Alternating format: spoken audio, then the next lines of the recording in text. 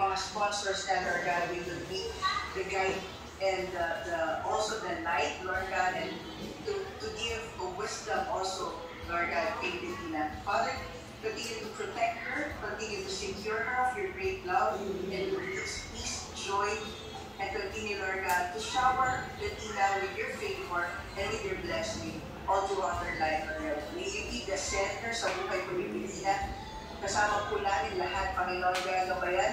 Ipapanalangin at ipagtatanggol sa panalangin ang batang ito, Panginoon. Mahal ka po namin, Panginoon, and may it be seen also, Lord God, sa buhay ko ni Bettina, Lord God, that she will serve you and that she will honor you in her life. May you be magnified in her life, may you be glorified in her life. This we ask, in the mighty name of Jesus we pray. We also Amen. Thank you. Unang blessing pa lang yan kay Bettina na sobrang fire na yung prayers messages. At this point, after having the blessing po mga sponsors natin, gusto ko naman po kung sabi yung mag-asawa. I am not sure sa dami ng dedication na ginawa ko na po itong scripture nito ay na-share ko na sa kanila. Okay? If ever na na-share ko na ito, Karen at Paul, ibig sabihin, nire-remind kayo ni Lord sa scripture na ito. Right? I'm going to share with you again Psalm 120. I want you to read as your family scripture. Because ang Psalm 120 speaks about the blessing of the whole family. The husband, the wife, and the children, and eventually the grandchildren. Okay? Hindi ko lang, na-share ko natin ito kay Sky, kung nasa ano tayo. Anyway, I just want to repeat this again. Sabi dito, verse 1, how joyful are those who fear the Lord, all who follow His ways, and active, talent, and all live a life in accordance to the fear of God. Kaya nga sobrang pinapapalaki yung iba.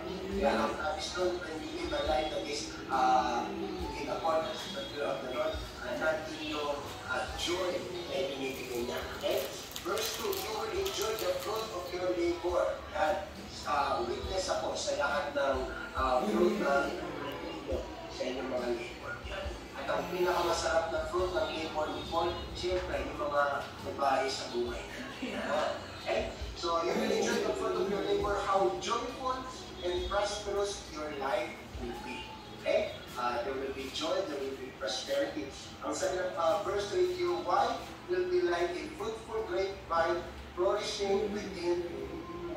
Your children will be like victorious young olive trees as they sing around your gate.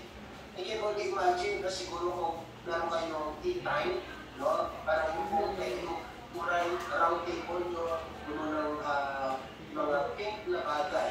Okay?